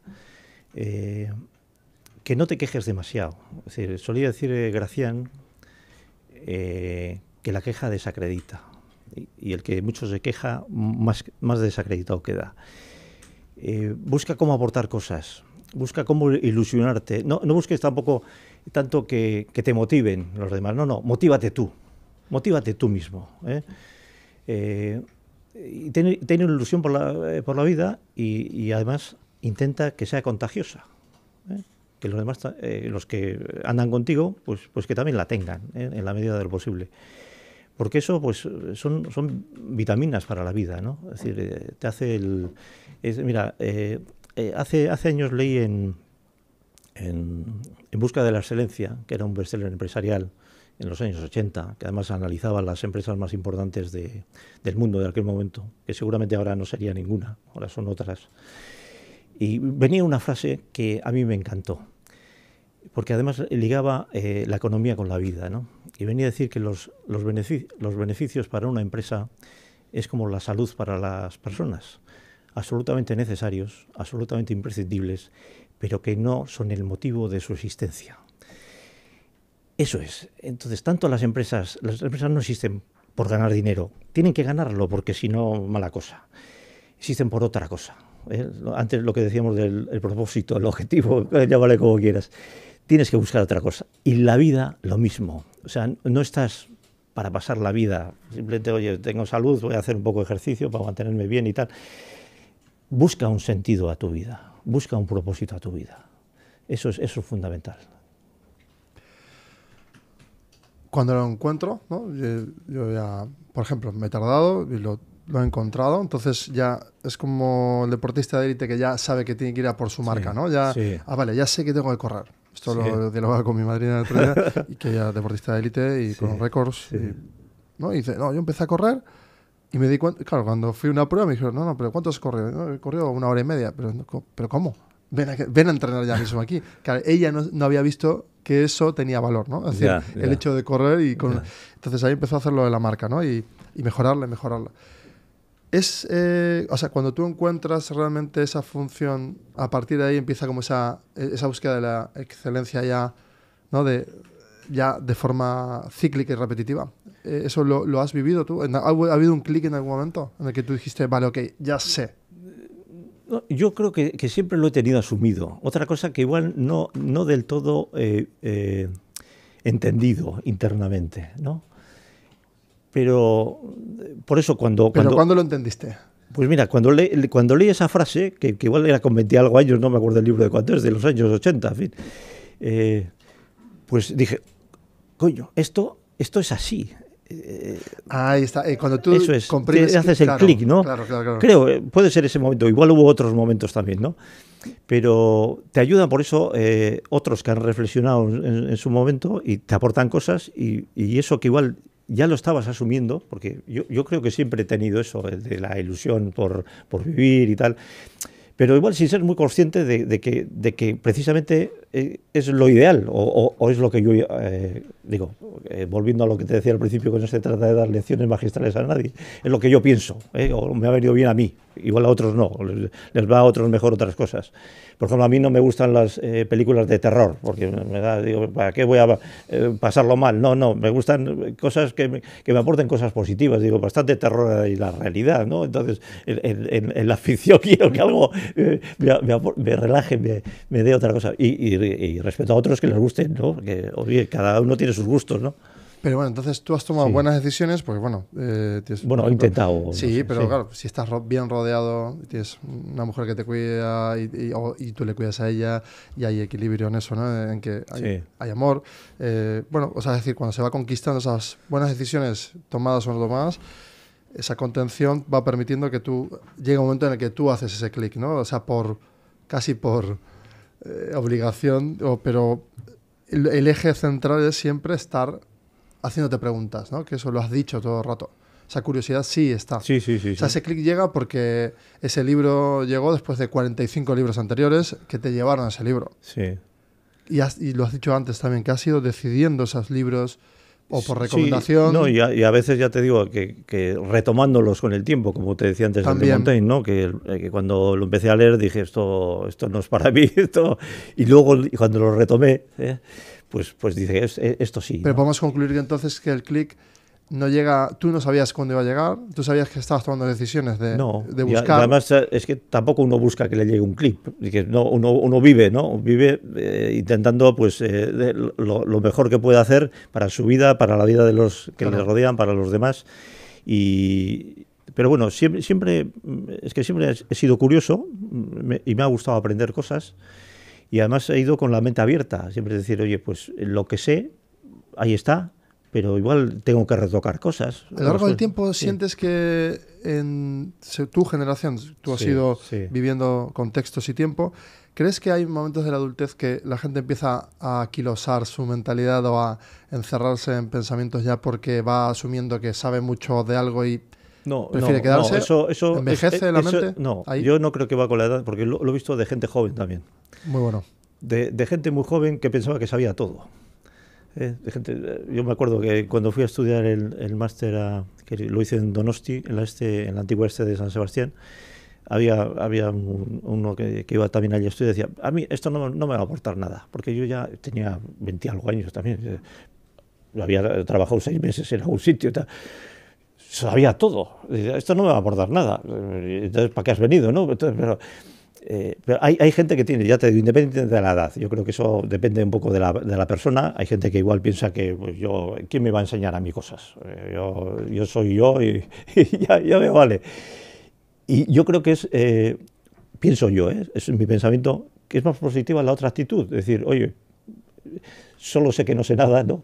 Entonces estoy abierto a aportaciones y bueno, pues así voy aprendiendo y voy moldeando mi vida también a nuevas ideas. Y es un poco, volviendo, porque siempre vuelvo a Unamuno le tachaba mucho de contradictorio. Claro, ¿qué es ser contradictorio? ¿Opinar con 60 años distinto que lo que opinamos con 20? Pues es lo lógico. Eso es evolución. Sí, exactamente. O sea, ¿por qué no vas a opinar otra cosa absolutamente diferente? Pero claro, como habías escrito esto a los 20 años, a los 60 has escrito otra cosa, te comparas los dos y dices, dice contradicciones. No, es que en la vida la ha evolucionado. Y pues eso es lo mismo, pues la vida te va llevando por derroteros distintos. Sí tienes que tener una cierta coherencia. Eso iba a decir, porque yo estoy seguro no ser incoherente, tener una coherencia del por qué esas evoluciones también, ¿no? De por qué vas moldeando así, porque también ha ocurrido muchas veces pues que gente muy de ultraizquierda y tal, que acaben siendo muy de ultraderecha y dices, ostras, en fin, esto que es. Cuando luego resulta, claro, pensándolo bien, al final al final eso es como un círculo y los polos, los extremos se unen y al final no hay tantas diferencias. Es curioso. Sí, porque es total. Eso abre... eso para otro día. Me acabas de abrir otro campo abierto y bonito, porque es interesante, sobre todo. Entonces, claro, bueno, pero el péndulo, esa pendulación, ¿no? O sea, tiene un eje. O sea, es decir, tú puedes pendular, pero el eje tiene que ser coherencia. Entonces esa pendulación es lógica del sí y no, porque cuando caminamos, bueno, si no viésemos, iríamos tocando límites hasta aprender dónde estamos, luego preguntar y etc. Y además, ¿no? El péndulo también para en algún momento. Claro, efectivamente. Pero no se puede estar solo en lo neutral y no tomar acción, ni solo de un lado ni solo del otro, sino pendular, justamente. Bueno, eso es un buen indicio o principio para quizás también que tomen nota aquellos departamentos de comunicación de partidos que están sobreexigiendo y siempre, ¿no? Quizás solo de un lado del péndulo, recortando aquello que se puede decir y que no, por miedo a que no se levante polvo. Y quizás en ese péndulo entiendan que ahí es donde empiezan a hacer como el agua, ¿no? Que se empieza a airear, a generar aire en el agua. Había un libro muy famoso que hablaba del PNV, era el péndulo patriótico. Muy bueno, pero quiero entenderlo ahora. El péndulo patriótico no se refería al PNV, que pues por eso que a veces oscilaba entre una visión soberanista y otra autonomista. El péndulo patriótico. Claro, pero eso y pasa todo el rato. Eso de hecho. Claro. Hostia, me acabas de dejar. Otra cosa me acabas de abrir la cabeza. ¿Ves? Yo ya tengo cosas que estudiar. Claro, cuando tomamos... Bueno, aquí hay muchos retos, ¿no? Pero no vamos a entrar en la parte política dura, sino... estamos ya aterrizando, finalizando, pero sí que me encantaría saber qué visión tienes. Claro, en un mundo que se antoja con cero frontera, en un mundo donde todo el mundo quiere ser uno y tener todo lo mismo y ser igual al otro y mantener su estatus en a donde va, y obviamente eso rompe con las dinámicas de la personalidad, del sesgo cultural de cada lugar.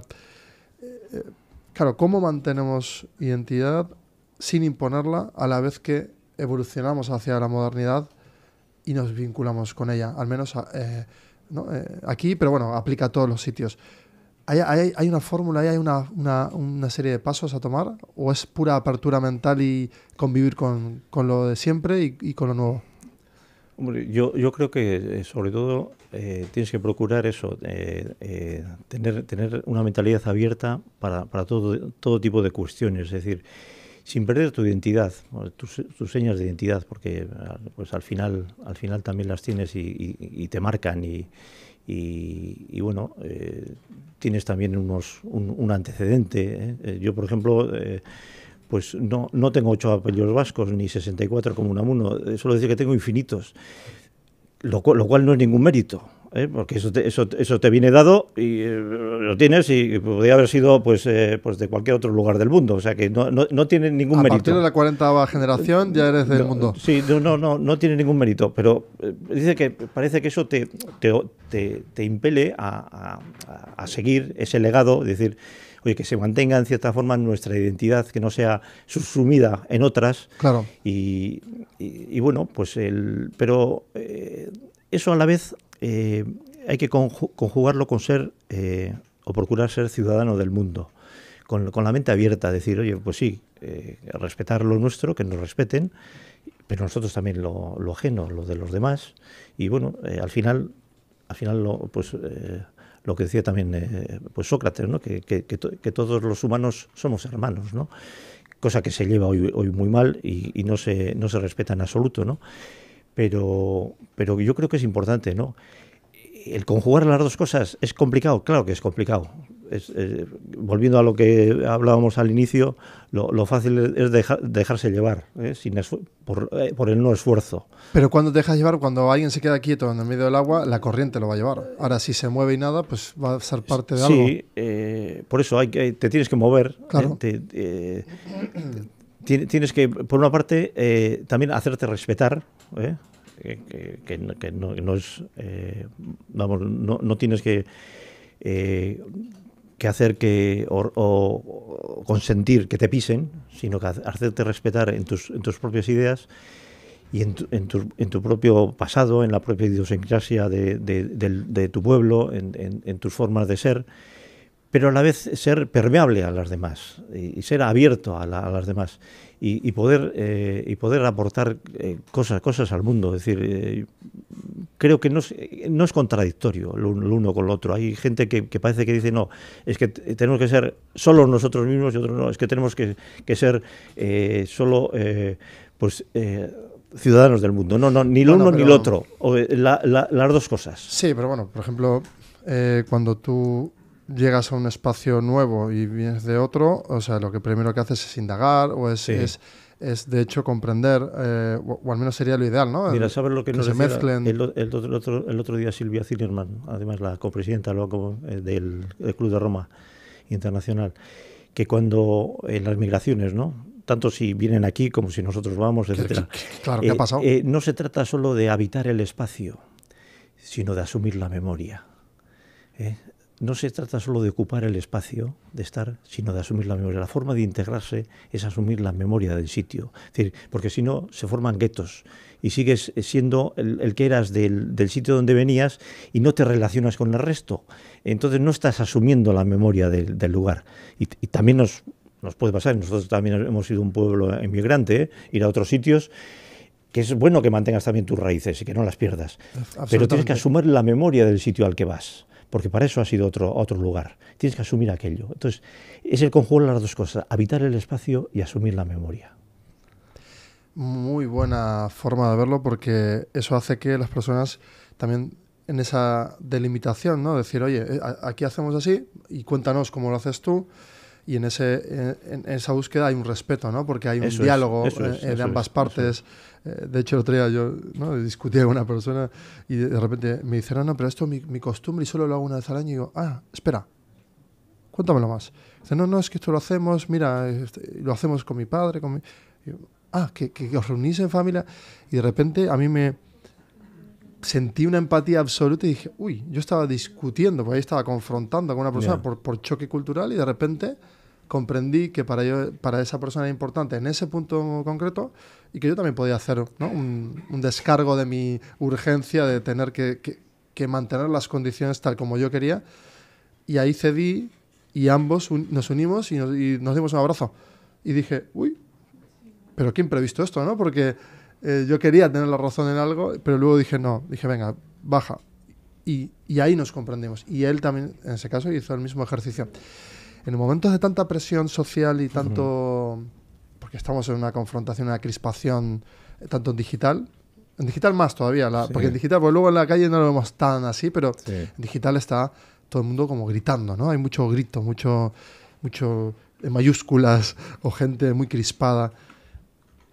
Claro, ¿ves alguna solución? Porque hubo momentos de crispación muy grandes aquí también, ¿eh? Y en el pasado. Entonces, tú que ya lo has vivido, momentos de crispación grande y también silencio y esa ¿no? como bipolaridad que nos representa ahí fuera. ¿Qué podemos hacer para poder generar debate o diálogo sin confrontar? Hombre, no dejarse arrastrar absolutamente por eso es lo ideal. Ya sé que eso es fácil decirlo, pero luego pues a ver quién lo hace, ¿no? Intentar que los que más lo hacen, que en eso sí son más la gente más joven, ¿no? Que se deja guiar un poco tanto por redes sociales, etcétera. Además hay estudios que dicen que la cantidad de horas que uno se mete en ese tipo de cuestiones donde no hay una reflexión profunda, sino que hay pues simplemente casi un diálogo de insultos o de, en fin, unas cosas, en fin, exageradas, ¿no? Y opino esto y opino lo otro, lo contrario y tal, pero no hay aportaciones se ha creado ahí una plaza complicada, ¿no? Yo creo que en parte también se solucionaría un poco, y no sé por qué no se quiere solucionar, quitando el anonimato también a todo ese tipo de cuestiones. Es decir, oye, yo opino eso, pues yo soy yo el que lo opina, ya está. Pues si tú quieres opinarlo, dilo con todos tus parabienes, ¿no? Es decir, aquí estoy yo y soy yo, no anonimatos. Sería un acto de responsabilidad. Exactamente, o sea, eso por una parte, ¿no? Eso es un filtro ya, autofiltro ya, ¿no? Porque ya sí, lo pensaría más. Y además que lógicamente hay temas que son penales. O sea, no puedes amenazarle a uno de muerte casi en redes sociales, claro, escondido en el anonimato. Si es con tu nombre y apellidos, seguramente no lo harías. Eso por una parte evitaría buena parte de temas muy escabrosos. Y por otra, luego, pues, claro, pero eso hay que meterles y hay que entrar, una educación mayor, es decir, el que busque también la gente. El otro día me decía un sobrino mío que a ver cómo se informa, que claro, él se informa por los TikTok y por este tipo de cosas y tal. Y digo, pues mira, ya sé que pedirte que compres prensa escrita va a ser muy difícil, pero también la puedes leer por el iPad o por el móvil. Y prensa un poco más seria, incluso de diversas índoles, más de derechas, más de izquierda, pero en fin, periodistas, en fin, gente que, bueno, pues opinadores profesionales, que te gustarán o no, y además serán de un sentido o de otro, pero bueno, infórmate, y además de fuentes diversas, distintas, porque una misma noticia va a tener titulares absolutamente distintos, depende de quién la ponga, y claro, eso en las redes sociales es muy manejable, ¿no? Sí, se habla de medios sincronizados, claro, que repiten el mismo mensaje. Eso es, se van repitiendo y además va eso en cascada. Y, en fin, sí, y luego genera opinión sincronizada. Sí. De hecho, yo un día lo vi, salí del jardín a tomar un café, escuché una noticia. La vi en medios igual y luego salgo y otra persona hablando por teléfono diciendo lo mismo y al de dos calles volví a escuchar otra conversación discutiendo de lo mismo y era el mismo mensaje. O sea, otro clic que me hizo que fue muy evidencial. Quizás no me vuelva a pasar en la vida, pero ese día justo pasó y lo vi. Ahora, no hace falta hablar de ningún lado oculto que esté orquestando, pero si cada uno toma esa responsabilidad de procesar la información, como bien dices tú, podría, ¿no? De alguna forma, pues, segregar esa información. ¿Es tarea de los periodistas y de los medios traducir en esas redes sociales también para que las fuentes lleguen? Porque claro, la solución ¿cuál sería? Que todos los medios traduzcan esa información de calidad y en vez de decir, no, yo soy una información de calidad, yo solo salgo en prensa escrita y en publicaciones publicadas en papel, pues igual tengo que tener un TikTok y tener un joven traduciendo lo serio al idioma. Igual hay que llegar al medio que se usa, ¿no? Claro. Sí. Pero ¿por qué no lo quieren hacer? Porque devalúan su imagen, que es muy old school también pensar que eso devaluaría su imagen. Si el objetivo es comunicar. Hoy en día también, además lo veíamos el otro día también, los medios de comunicación también están en una crisis también bastante potente, ¿eh? Pues bueno, depende mucho también de, pues fíjate, de anunciantes. A veces hasta lo que da de comer a los periódicos son las esquelas, en fin, lo cual ya indica mucho de dónde vamos, ¿no? Que las esquelas sean lo que la máxima facturación, pues, o una de las máximas, ¿no? Es un momento complicado y las nuevas generaciones pues están tendiendo a informarse de otra manera, ¿no? Que era lo que decíamos antes también. Y es complejo llegar también a supongo que establecer los mecanismos, los medios, porque claro, también compites con los grandes operadores internacionales, digamos, que manejan esto, y claro, que tienen unos medios que muchísimo mayores que toda la globalidad de todos los medios de comunicación, digamos, escritos o serios, o llámale como quieras, ¿no? Tienen otros medios. ¿Y de quién es la tarea entonces? ¿Es de propio Yo creo que, volviendo también periodista? a lo que antes también decía, también de uno mismo. Claro. Es que no se trata de que me resuelvan los problemas los demás. O sea, si puedes detectar de alguna manera que te están tomando el pelo, que esa información no es del todo seria, pues cambia de medios, muévete tú, contrasta las opinioes, en fin, ten un poco espíritu crítico. Bueno, uno mismo, no esperes que te lo solucionen los demás. Bueno, pero en ese orden, vale, eso sería una opción, y la opción complementaria también puede ser de que los periodistas que están acostumbrados a trabajar en un medio también abran sus propias redes sociales para intentar traducir o al menos contar aquello que cuentan en el medio oficial, dedicar un breve espacio de tiempo profesional para yo creo que algo sí se traducirlo. está haciendo de eso, algo sí. Pero no es masivo, no es que la profesión no asume eso. No es masivo. Bueno, claro. Yo también tengo un blog y me ven 4, o sea, que tampoco te quiero decir que... Pues, no sé, eso sería el reto siguiente, digo, ¿no? De claro, que llegue. Claro, pues, digo, pues, oye, pues claro... Pero tú lo has dicho antes, si llega en lo local... O sea, es decir, un medio no tiene que ser masivo. O sea, es decir, si tú eres un periodista y tienes tus redes sociales y trabajas para un medio local y con tu lado B digital llegas a 100 personas, ya estás haciendo labor local. Sí, yo, por ejemplo, te decía antes también, los artículos que publico en medios de comunicación los suelo luego replicar en redes sociales. Los subo a LinkedIn o a Instagram o a Facebook, en fin, y me lee seguramente mucha más gente por esos medios que por el original que he puesto. Sin lugar a dudas. Porque me salen ahí 15.000 impresiones y tal. Digo, ostras, en el periódico seguro que no. Bueno, impresiones que no sé, impresión sí quiere decir que lo ha abierto, que lo ha leído o que no. Igual simplemente ha pasado por él, ¿no? Yo haría, mira, de esas impresiones... Sí, hay que un coeficiente corrector, ¿no? Efectivamente. Importante. Importante. Yo iría casi al 98%. Ya, vale. Pero bueno, de 15.000, ¿no? El 2%. Bueno. Estamos hablando de 3.000 personas. Eso es que me han leído más que en el periódico, que no está mal. Pero es genial. Claro. O sea, 3.000, o sea, es que eso es lo que debatía el otro día también, que me decían, oye, tú estás, pero, Elvio, o sea, tú ganas, o sea, ¿por qué haces lo de las redes sociales y estás haciendo contenidos y tal? Yo, porque he encontrado la coherencia en todas las capas, es decir, me permite a mí, ¿no? Drenar, por otro lado, me permite que las empresas también tengan visibilidad y además poder generar pues todo tipo de espacios. Entonces, claro, he encontrado como la lógica. Entonces ya lo hago con absoluta lógica. Ahora, me dicen, ya, pero ¿vives eso? No, porque no necesito vivir de... Yo ya hago el trabajo para un lado y luego el resto de tiempo es el aporte que hace que todo se mueva. ¿Por qué? Porque si lo fiscalizo desde el punto de vista del dinero, pues no, apago todo y digo, venga, cierro todo. Cierro todo y me dedico a algo muy concreto que, ¿no? De A a B, extraer valor. ¿Crees que estamos en esa dinámica en la que todo el mundo quiere extraer valor de forma como muy concreta y nos anima a dar el paso porque no termina de ver esto de que acabamos de decir, ¿no? Que si tú traduces tu artículo a LinkedIn y en LinkedIn lo ven 15.000 personas, pero no se traduce en dinero, se traduce en que has logrado hacer reflexionar a 3.000 personas, por ejemplo.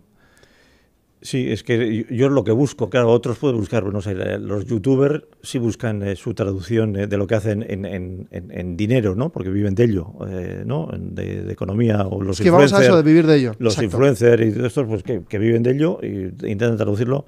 Yo, de momento, tampoco he hecho la prueba. Digo, igual hago la prueba, digo, oye, pues igual tengo que renunciar a la pensión y me apunto a otra cosa, y dejo que la Seguridad Social me pague y le haga un favor incluso y vivo de otra cosa. No he hecho la prueba, ¿eh? Bueno, No creo que la vaya a hacer. Y no te permitiría, hay escritores que no pueden vivir ni siquera de seguir escribiendo. No creo que la... Sí, pero bueno, hay incoherencias. Hay 4 por ahí que sale y que dice qué tal, y luego van a Andorra, en fin, esas cosas, ¿no? Efectivamente. Eso es. Pero, y yo, por ejemplo, creé en LinkedIn, creamos un grupo vasco del Club de Roma, tiene más de 500 personas, y como es en grupo, ahí lo que se publica es internamente, es decir, no va a la red global, sino que es internamente, y ahí pues también internamente dentro de ese grupo, pues es una forma de conocimiento y además el que comunidad. De comunidad, y además el que está metido es porque está interesado, porque si no, no estaría. Ahí está. Y claro, no busco nada económico, sino busco la repercusión social. Hombre, 500 personas. Más de 500 personas obtengan... para un tema de un grupo vasco del Club de Roma. Fíjate qué cosa más concreta. Bueno, pero aseguras que 500 personas estén en la frontera, reflexionando en la frontera. Eso es. Y gracias a eso, hace años, fíjate, le localicé a la Silvia Zimmerman del Castillo, que es ahora la copresidenta, la localicé vía LinkedIn y le metí en el grupo hace unos años, cuando no era la copresidenta, era del capítulo argentino, la que había creado allí el capítulo argentino, y le metí en el grupo y de ahí tengo mi relación con ella a través de LinkedIn. O sea, son cosas de redes sociales, sirven para... ¿Ella está en Buenos Aires? Ella está en Buenos Aires. Pues yo voy a viajar ahora en breves. ¿Ah, sí? Pues, sí, de hecho el 1, sí. Pues le puedo avisar. Igual me se puede estar con ella. Pues es una mujer fantástica. Te va a atender esto fenomenal. Que acaba de pasar, que... te va a atender fenomenal. No lo dudo. Entonces, esto que acaba de pasar, sí. ¿no? Que acabamos de matchar a una persona con una sincronicidad, ya ha habido varias durante todo este contenido. Yo voy a viajar allí. ¿Cuándo vas? El 1 de julio al 25 y tendré... pero fíjate que sincroniza, porque yo estoy ayudando también a generar, ¿no? A traer empresas aquí y de allí y tal, para aumentar, ¿no? Pues en partes que quizás aquí no hay, pues traer empresas que aporten valor, ¿no? Entonces, fíjate, a veces conectamos sin darnos cuenta con quién tenemos delante, ¿no? Todo el rato conectamos y de repente... Las cosas te llevan a otras. Ese es el efecto. A mí me está ocurriendo eso también, porque unos círculos me llevan a otros. ¿Qué tiene que ver el Club de Roma con ADIPE, que estoy también en la Asociación de Directivos y Profesionales de Euskadi? ¿O qué tiene que ver con Unamuno? Pues sí tiene que ver, porque hay personas comunes en unos círculos y en otros, o a personas que vas llevando por intereses de unos círculos a otros. ¿Y eso te ha permitido, me ha permitido, Miguel, disfrutar de conocer gente, ¿no? Y yo creo que he sido capaz de crear también o revivir la nueva asociación de amigos de Unamuno, gracias a conocer personas interesantes de otros círculos que digo, mira, este me puede ayudar en ese tema jurídico, este me puede ayudar en este tema de marketing. Y vas orquestando. Que voy conociendo por otras cuestiones y ellos me conocen a mí. Entonces, bueno, pues y les interesa este tema, pues mira, les hablo y tal. Unas cosas te llevan a otras. Se va tejiendo. Eso es. En red, esa red es muy importante. La red de las personas y el aportar, porque además unos a otros nos aportamos. Decían Nusio Ordine, ¿no? Que el conocimiento es una de las cosas que se puede transmitir sin empobrecerse. Pues otras cosas no. Si yo te paso estas gafas, me quedo sin ellas. No, pero el conocimiento te lo transmito, sigo yo con él y tú también lo tienes. Esa es la maravilla humana. Eso es la maravilla humana. Porque luego, un martes dentro de 8 semanas, de repente voy a recordar una frase tuya, o la escucharé, porque voy a volver a verlo esto, o la Elvio del futuro, y lo veré, y seguro que habrá clics, seguro, porque has dicho muchas cosas que en tiempo real no puedo procesar todavía, y por seguir la conversación, pero que gracias a este maravilloso formato también puedo... Y que mucha gente ya cada día más está, ¿no? aprovechando a alimentarse de esta forma. Por terminar, Miquel, tú, claro, ahora cuando seleccionas el material con el que intuyo, ¿no? que vas como destilando también la forma de seleccionar las fuentes, de cómo alimentar tu pensamiento. ¿qué decisión tomas o cuál es el motor de decisión que hoy te empuja a seleccionar esas fuentes? Bueno, primero estar abierto, es decir, no estar cerrado. Es decir, por ejemplo, en las charlas y conferencias que organizamos, sí tengo ya previstas la de septiembre y octubre. Podía tener previstas de aquí a 5 años, incluso podía hacer no una al mes, sino una al día. Fíjate, una al día, pero claro, me tenía que dedicar a ello exclusivamente, tampoco es plan, y también quemas a la gente, en fin, no es plan. Pero creo que es bueno estar abiertos, porque van a surgir cosas. Me gusta tener cerrado para que no nos pille que no tenemos nada previsto, pero sí estar abierto porque van a surgir cosas. Entonces, ese espíritu de que, a ver qué viene ahora, porque van a venir cosas de interés, van a surgir ponentes de interés, temáticas de interés, no tenerlo todo cerrado. Eso yo creo que es también importante, es decir, no hacer como hacía en la empresa de la planificación financiera 5 años, que luego, claro, la vas retocando, evidentemente, pero es que no hace falta en estas cosas, sobre todo en las cosas de mente y de que te aporten cosas, sino de tener la capacidad de dejarte sorprender por nuevas cosas que puedan ir surgiendo, de personas, de temas. Y sí, ya digo, tener un poco cerrados los 2 o 3 próximas charlas por no quedarte sin nadie, pero sí dejar la puerta abierta, porque seguro que surgen temas. Y por ejemplo, ya te digo que solemos hacer una al mes y en mayo hicimos 2, porque nos surgió la de la copresidenta mundial, Silvia Zimmerman, y vino también el embajador de Canadá, que pasaba por aquí por Bilbao, y tuvimos la oportunidad de tenerle. Claro. Y dije, oye, y además una persona también fantástica, que además era historiador de profesión, nos contó la historia de los vascos cuando fueron a Canadá antes de que Colón descubriera América. O sea, una cosa fantástica. O sea, y eso no sabías que podía surgir, y surgió. Están abiertos ese tipo de cosas, porque siempre se sorprenden las cosas y te aportan. Fuentes claras, por terminar, o sea, ¿cuáles fueron esos autores que hicieron clic en algún momento que los puedas recordar? ¿No? Unamuno te gusta porque evolucionó y incluso se contradijo a sí mismo. Unamuno me gusta, sobre todo porque de chaval, yo nací en Bilbao, soy de barrio, soy de Uribarri, y iba a estudiar al patronato de Iturribide, y pasaba allí muy cerquita por donde nació Unamuno, y me llamaba la atención porque era la única persona que veía en los libros y que había vivido por allí, era él, porque todos los demás eran ajenos, eran gente que no sabías de dónde venía, pero allí, que tenía allí una placa en la calle Ronda y tal, que había nacido allí. Y eso me empezó a llamar la atención, y de ahí empecé a meterme con Unamuno, y luego, bueno, es una figura de talla intelectual, mundial, en fin, fantástica, y que aquí ha quedado por una serie de temas pues un poco parado, pero bueno, como todos los intelectuales tenía opiniones de todos gustos y maneras, y también evolucionó con sus años, en fin, bueno, y es de respetar, y no se puede coincidir con una persona al 100%, ¿no? Unamuno, desde luego, es uno. Montaigne, que te he dicho antes, es otro. Una persona que me gusta mucho también, que me aportó sobre todo con uno de sus libros, Stefan Zweig, y luego pues hay otros, no sé, otros autores, bueno, Sócrates, Platón, Aristóteles, yo lo llamo el SPA, porque son S de Sócrates, P de Platón y A de Aristóteles. Bueno. Es un SPA fantástico. Sócrates, un SPA donde refugiarse de vez en cuando. Exactamente. Tengo un artículo sobre el SPA ese. Muy bueno. Que creo que está ahí. Entonces, Sócrates no escribió nada en su vida. Nos cuenta Platón lo que escribió Sócrates, ¿no? Pero bueno, son también una fuente de conocimiento, de información, que parece que te hablan de los temas del día a día también. Es increíble. Es increíble. Y luego ya te digo una serie de de autores, ¿no? Que pues Nusio Ordine, que te he dicho antes también, que por desgracia falleció después de recibir un premio en Bilbao, casi cuando iba a recoger el premio Princesa de Asturias, creo que es ahora. Y un hombre que también que tiene unos libros fantásticos, lo de la utilidad de lo inútil, es una cosa sorprendente. Y lo del Stefan Zweig, que no me acordaba antes el nombre, El mundo de ayer. El mundo de ayer es un libro también fantástico.